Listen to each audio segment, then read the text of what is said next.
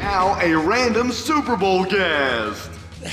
Welcome back, Boomer and Carton on the Fan, Houston, of course, Convention Center.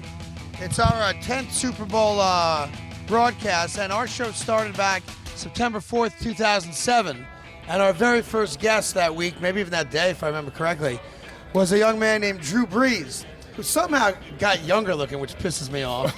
But Drew's back again. How you doing, buddy? I'm good. I think it's the haircut. I got a haircut yesterday. I think it just makes me look a little younger. Well, but you're thinning, which I've already been Well, through. exactly. The longer my hair gets, the more that it shows the problem areas. Yeah, so right. I try to keep it short. I keep telling Boomer to do the same thing. You don't want to listen to me. You know, the interesting thing, Al Dukes, our producer, says to me, he goes, man, every time I see Drew Brees, I can't believe he's an NFL quarterback. That's nice. Because at 6 foot, Yeah. you are like standing amongst the trees. And I still sometimes, do you look through like the bottom of your face mask? Yeah, what are you looking I know. through? I laugh at myself when I'll see me throw a pass and then I tilt my head back and Try to I'm see like, where it went. gosh, you are short. Yeah, it's interesting. You played twice, of course, against Atlanta this year, and you guys put up 64 points, and you threw for like 700 some odd yards. So you have a pretty good insight into why Boomer thinks New England's going to win the game. I don't want you to handicap the game because I don't want people to be bored with it, but from a guy who played against them, did you think of them as a Super Bowl caliber team? At least the first time you played them, because the last time was the end of the season. Well, any team in the division, I mean, listen, we've had our fair share of battles with Atlanta. I mean, these have all been one-possession games. Seriously, ever since Matt Ryan's been there, I feel like 90% of our games with these guys come down to the final possession, regardless of the team's records. I think we felt like we were that team earlier this year, not the Falcons. And yet, there's not a team that's played better than these guys over the last 6 weeks of the season. They're scoring 40 points a game. Right. Their defense is playing very well. I think they're playing very complementary to one another, which is important. You went through it. I wonder when you're going on all cylinders, I guess for both you guys, we'll start with Drew since I talk to you all the time. Does the bye week help or hurt? Would you, like when you guys are just killing it and everything's working, would you have rather played the very next Sunday after the championship game, or does the week off have an impact? No, listen, when you're hot, you want to keep rolling. Sure yeah, you do. for sure. But I think you also understand that, man, that extra time, let's take advantage of this. Let's, get some guys healed up. It's a long season, and give us a little extra time to game plan and really, hone in on how we're going to attack the next opponent. Drew Brees is with us, and you have a 3-1 record against Belichick and his New England Patriots. What is Matt Ryan going to face, you think, with this defense now and try to somehow keep this thing going for himself? Listen, that is a well-oiled machine. Yes, it is. the Patriots. They do everything so sound, and there's such a rhyme and a reason to everything that they're doing and how they game plan for each opponent. And I think that's the most amazing thing is from week to week, as you watch their film, there is a specific game plan to what they're doing. There are teams out there, like I'd say the Falcons, for example. I think for the most part, defensively, that's the old Seattle scheme, right? Dan Quinn comes in. They basically just plug the scheme in. They go out and get some players to fit those pass rushers, the corners. But, man, they play that scheme, and they're not going to change for anybody they play.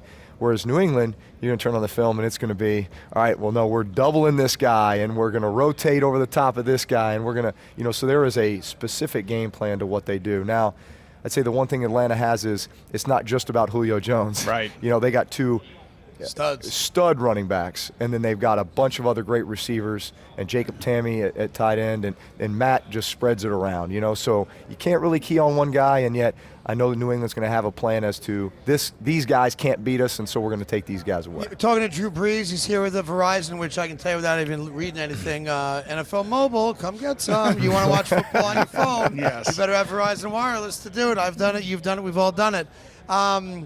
Listen. You're in the later stages of your career. That's a fair statement for me to make, just age-wise. Not that you're showing any signs of not being able to get it done. What is the likelihood that you'll ever play for my Jets?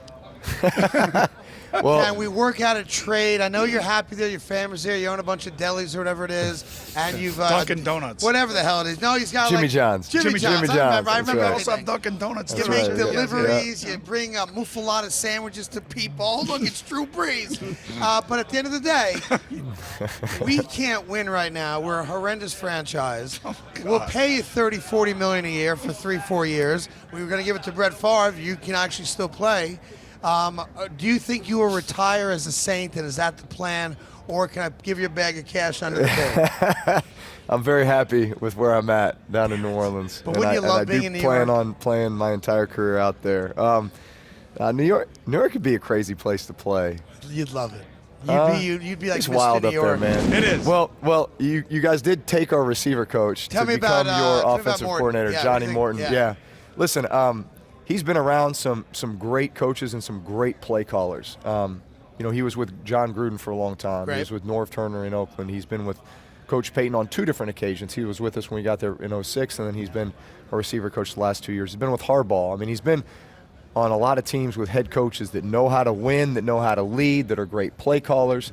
So, listen, it's his time, and the one thing I appreciate about Johnny each and every week was, man, he always had a ton of knowledge and insight into the West Coast offense and kind of the purities of it. And like, we just spent a lot of time during the offseason sitting there watching cut-ups of old Brett Favre, Mike Holmgren So he's a historian, cut-ups, like or he's Steve Young, Joe Montana. Yes, he knows the origins of the West Coast. He stays true to a lot of that, and Right. yet he's also, he'll evolve, and he'll So he'll be competent. absolutely. To say the least. Now, let me ask you this about the West Coast offense, which assuming he wants to put it in. Now, obviously, we don't have a quarterback currently. I always wonder how much of your success, or a Brady's success, or Rodgers, or whomever it might be, stems from the system is in place.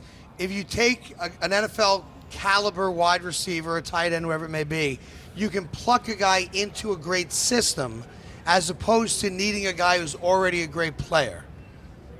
I think a lot of what you build is the foundation, and we'll call it the system of the foundation of your offense. And I feel that we've won in a lot of different ways offensively. Mm-hmm. There's times where, man, the running game's going, so we're there. Or, man, we've got this tight end, Jimmy Graham, and so we're finding ways to get this guy matchups, and he's making plays. Or we've got this stable of receivers that, man, we can. So, we're able to plug guys in according to their strengths, and we're able to win in a lot of different ways. And so I would credit the foundation that's been built through the system for that. And then it's the coach's idea to call the plays that work, that basically work against a defense. If you have Brandon Cooks, you're going to send him down the field. You're going to use his speed and you're going to use his athleticism. But if you have Darren Sproles, maybe you're going to get him the ball out of the backfield a little bit more. It all depends on who you have on your roster. And right now, as he's got young quarterbacks and all that other stuff. So tell me about that system in terms of learning it. How hard do you think it's going to be for this next quarterback, or whoever the quarterback may be, for the Jets to learn the system? I think it depends on the style of West Coast. Everybody's got their own spin. I think it is definitely an adjustment. And the verbiage can get pretty lengthy, but there's ways that you can condense that or simplify that, and code word, and are you doing no huddle? And so then things really get simplified because you just want one word calls or whatever, just to kind of get guys. Give me a sense of a play in the huddle, like a play that we say it's a lot of words. Like, what would a play sound like if you're in the huddle? I mean, I could get crazy and go boogie to green left slot, X short tight, pass 37 buster nudge, Y fluty stings, Z spear, kill right 34 bob. That's one play. Yeah, but this is also you guys are crazy. Well, this is boogity split. What? But this is the beauty of having a veteran quarterback that's been in a system for a long time, whether it be Brady and Josh McDaniels. Unfortunately for Matt Ryan, he's losing his offensive coordinator after 2 years. He's had his best year ever as a quarterback. Yep. He'll most likely be the MVP of the league. And the fact of the matter is that he's going to be losing his offensive coordinator, which is a tough thing for him. Yeah.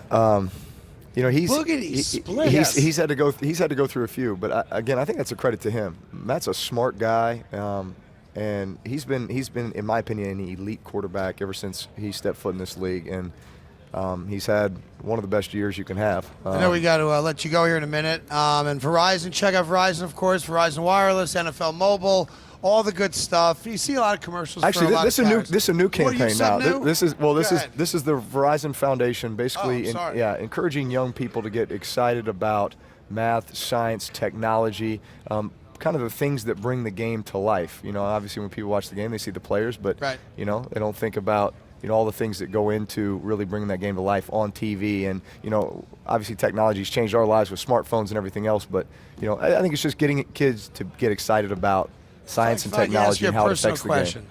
Yeah. Are your kids old enough to have like fantasy football teams? Are they into No. that yet? They're not at No, that I age mean yet? they have their favorite players for sure. Right. Like Is Daddy always the quarterback? Like, I always wondered, like, if your dad's a player, would your son pick Drew Brees to be a starting quarterback and take him in the first round, or is he taking like Elliott from the Cowboys? No, there's no. They each have their favorites, and sometimes I am not. You are not the guy. I'm not the guy, right? What do you mean I went in the fourth Well, we come off the round? Pro Bowl, and so my oldest son Balin wants to be Odell Beckham. Like Fair he enough. Like every other kid. Right. So he obviously then needs a quarterback to throw to him. So usually my middle son is the one who's throwing the ball to him. So my middle son took a liking to Dak Prescott at the Pro Bowl. Sure. So for the last week, my middle son's been Dak. Right. So one of your kids but is he's a Dak, lefty. one of your kids is Odell, and that's it. Well, Drew, it's That's good right. seeing you, man. Thanks for coming by. Thank you. And 10 years later, Drew Brees is still playing football, and we're still doing We're the still show. here, yes. People would have said the exact opposite when we first started. I would think He'd so, be out yes. of the league. We'd be done. Maybe journeyman playing for the Right. Dolphins or something, and we'd be doing something else. I might look like Carton over here. Yeah. right? You're on your way. I might, Very well, Good seeing you, man. Thanks for Drew, coming by. great to see you, man. Drew Great Brees, year. everyone. All Check right, out thanks. Verizon, a great initiative to get kids thinking outside of just staring at their phones. So that's good stuff. Appreciate you being here. The guy, Moose Johnson, I don't